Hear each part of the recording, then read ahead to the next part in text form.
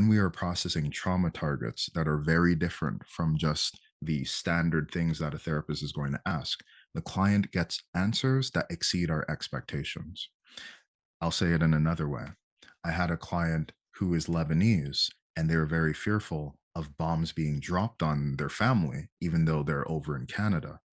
And I could have, as a therapist, given some explanations of their cognitive distortions or tried to say, Right. well, no, this is how things are going to go. I could have given all of these explanations. Instead, what we used was resource integration, which is a technique that is in the rhythm and processing strategies. So we had an unsolvable problem. There was almost nothing that I could say to her about the fear that she has of her family being in danger. But when we use the resources, she was able to connect to something that's much, much deeper than my knowledge. It connected to an ancestral or a cultural memory.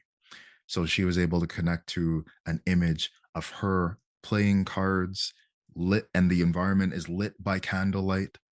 And even though at that time during the Civil War, there were bombs that were dropping, she was still able, in a way of resistance, of still being able to say, I'm still going to be a child. I'm still going to be around other people. I'm still going to love myself, um, even if there are bombs dropping around me.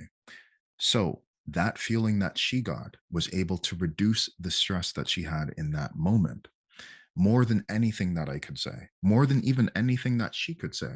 Because not only is it that a picture is worth 1,000 words, maybe a video is worth 1,000,000 words, but connecting to your cultural memory, to something that has protected you in the past before, to something that's not even in English, that's maybe in her Arabic, in her mother tongue, I think that that's worth, I don't know, 10 trillion words.